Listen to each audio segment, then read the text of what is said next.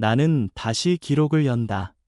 불완전함을 받아들였다고 해서 모든 것이 변한 것은 아니었다. 하지만 작은 균열은 이미 번지고 있었다. 마치 흙 속에 심겨진 씨앗처럼 누구도 예상하지 못한 방향으로 자라나고 있었다. 처음 변화가 감지된 곳은 아이들이었다. 우리 사회의 아이들은 태어나자마자 주어진 기억을 주입받는다. 실수는 허락되지 않고 모든 답은 이미 정해져 있다. 그러나 불완전한 기억이 흘러간 뒤 아이들은 달라졌다. 수업 도중 일부러 틀린 답을 적거나 가르침과는 다른 그림을 그려내기 시작한 것이다. 교사들은 처음엔 혼란에 빠졌다. 이건 오류다. 빨리 수정해야 한다. 그러나 아이들은 고집스럽게 웃으며 잘못된 답을 지우지 않았다. 오히려 서로의 틀림을 자랑처럼 내세웠다. 완벽한 질서를 깨어버린 작은 균열이 아이들의 웃음 속에서 꽃을 피우고 있었다. 나는 그 모습을 보며 속삭였다. 지구의 아이들이 여기 와 있구나. 이리아와 다시 만났을 때 그녀는 여전히 갈등하고 있었다. 라에노르, 내가 가져온 불완전함은 위험해. 하지만 아이들의 눈빛을 보면 나도 모르게 마음이 흔들려 나는 고개를 끄덕였다. 흔들림이야말로 살아있다는 증거야. 흔들리지 않는 건 죽음뿐이야. 그녀는 대답하지 않았지만 그날 이후 그녀의 손은 내 손을 더 오래 붙잡았다. 도시 곳곳에서도 변화가 일어났다. 공공기록소에서 한 관리자는 낡은 종이 조각을 꺼내보았다. 그것은 오랫동안 금지된 시대의 기록이었다. 삐뚤빼뚤한 글씨와 지워지지 않는 얼룩이 남아있었다. 그는 동료들에게 보여주며 말했다.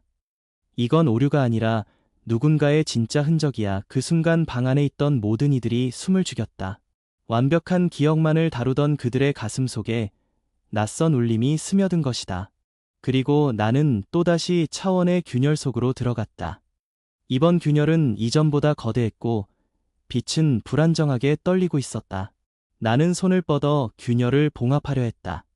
그러나 이번에는 의도적으로 더 많은 흔적을 남겼다.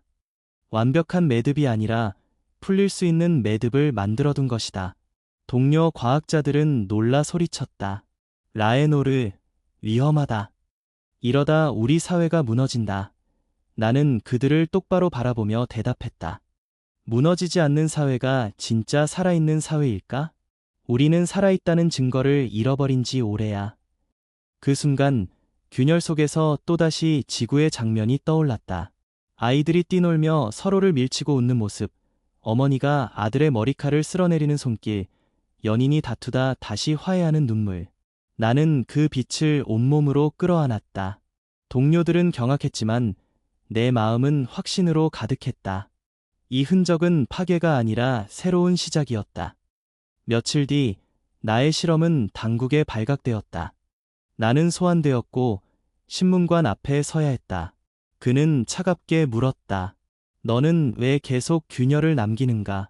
질서를 무너뜨리려는 의도냐? 나는 조용히 미소 지었다. 나는 질서를 무너뜨리는 게 아니라 질서에 생명을 돌려주려는 것이다.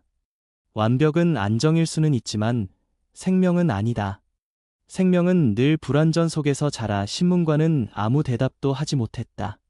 그의 눈빛이 흔들렸고 나는 그 흔들림 속에서 작은 희망을 보았다. 나는 이제 안다. 불완전함은 전염된다. 아이들에게서 어른으로, 기록에서 사회로, 균열에서 차원으로. 마치 씨앗이 흙을 뚫고 나오듯 이 작은 균열이 언젠가는 우리 문명을 바꿀 것이다. 밤이 찾아왔을 때 나는 다시 기록을 남겼다. 차갑게 흐르는 데이터가 아니라 불완전한 언어로. 글자 하나가 틀리더라도, 문장이 어색하더라도 상관없다. 중요한 것은 이 글이 살아있다는 것이다. 나는 속삭였다. 완벽은 끝이지만 불완전은 시작이다. 그리고 나는 지금 시작을 보고 있다. 불완전함은 이제 더 이상 작은 균열에 머물지 않았다. 우리 사회 전체가 조금씩 흔들리고 있었다. 아이들의 교실에서 시작된 웃음은 연구소로 번졌고 연구소의 혼란은 결국 의회로 번져갔다. 사람들은 처음엔 두려워했다. 그러나 두려움 뒤에는 새로운 열망이 있었다. 의회는 나를 불러 세웠다. 수백의 눈빛이 나를 향하고 있었다. 한 장로가 물었다. 라에노르, 내가 가져온 기억들이 우리 사회를 흔들고 있다. 불완전함은 혼돈을 낳는다. 우리는 혼돈을 견딜 수 없다. 답하라, 내가 원하는 것은 무엇인가?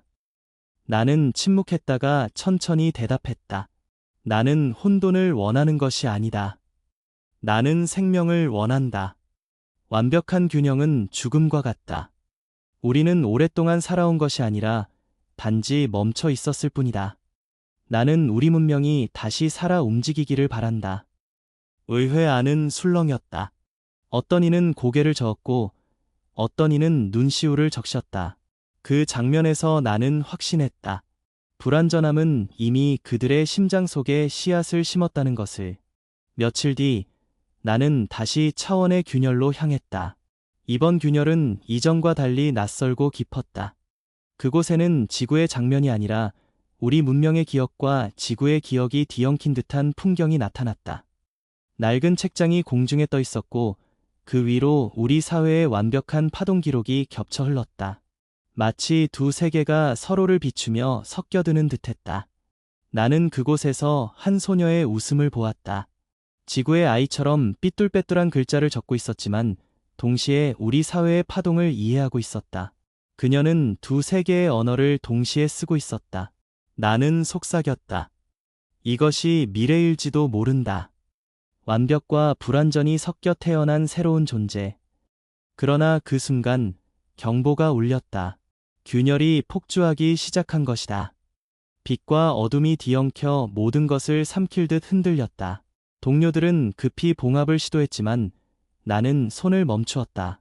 이번에는 닫아야 할까? 아니면 열어둬야 할까? 그 갈림길 앞에서 나는 숨을 고르며 속삭였다. 완벽히 닫으면 우리 사회는 다시 잠들 것이다. 그러나 열어두면 우리는 파괴될 수도 있다. 하지만 파괴가 두려워서 살아있음을 잃을 수는 없다. 나는 결단했다. 균열을 완벽히 닫지 않고 거대한 틈을 남겼다. 그 틈은 의도적으로 벌어진 상처처럼 빛나고 있었다.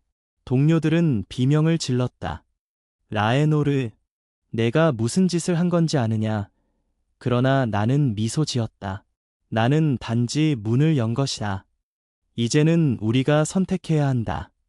닫힌 세계에 머물 것인가, 열린 혼돈으로 걸어 들어갈 것인가. 그날 밤 도시의 하늘은 처음으로 흐려졌다. 늘 완벽하게 조율되던 별빛이 흔들리고 다른 빛을 잃은 듯 어두워졌다. 사람들은 하늘을 올려다보며 두려워했다. 그러나 동시에 누군가는 속삭였다. 아름답다. 나는 알았다. 두려움과 아름다움이 동시에 피어날 때 비로소 삶은 시작된다는 것을. 그래서 나는 다시 기록한다. 우리는 지금 문턱 위에 서 있다. 수십만 년 동안 닫혀있던 문이 열리고 있다. 그 문 너머에는 파괴가 있을 수도, 새로운 생명이 있을 수도 있다. 하지만 나는 안다. 문턱을 넘지 않는다면 우리는 영원히 죽은 채 살아갈 것이다. 나는 속삭인다. 지구여, 너희의 불완전함이 우리를 이끌고 있다. 우리는 이제 선택할 것이다. 살아있는 혼돈을 택할 것인가, 죽은 완벽을 택할 것인가. 그리고 나는 기다린다. 우리 문명이 어떤 답을 내릴지. 다음 편으로 이어집니다.